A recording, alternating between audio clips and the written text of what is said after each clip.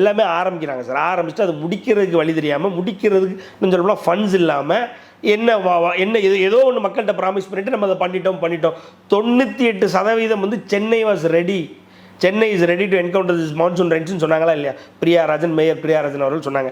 அப்படியா இருக்குது இன்றைக்கி? நம்ம நீங்கள் ஒன்றும் இல்லை சார், நீங்கள் போட்டு நீங்கள் ஒன்றும் இல்லை, அதாவது பெரிய பெரிய ஏரியாஸ், குறிப்பாக டிஎம்கே, அதாவது ஓட்டர்ஸ் போலரைஸ்டு ஏரியாஸ் இருக்குது இல்லைங்களா? இன்னும் சொல்லப்போனால் டிஎம்கே எம்எல்ஏஸ் எங்கெங்கே இருக்கிறாங்க, சிஎம்மோட இது என்ன சொல்கிறது தொகுதி, டெபுட்டி சிஎம்மோட தொகுதி, இப்படி முக்கியமான அமைச்சர்களோட தொகுதி, எம்பிக்களுடைய தொகுதி, இதை மட்டுமே ஃபோக்கஸ் பண்ணி வேலை பார்த்துருக்காங்க சார்.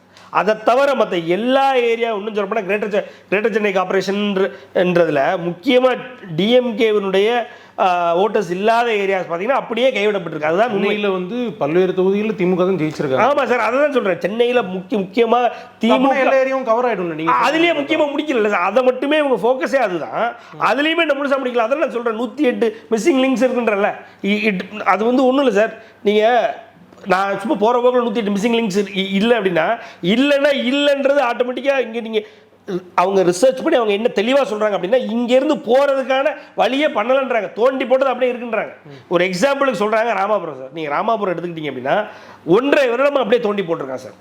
இப்போ அதாவது வடிகாலுக்காக தோண்டி போட்ட இடம் இப்போ மழை பெஞ்சு அந்த இடம் நிரம்பியிருக்கு. இதுதான் உண்மை.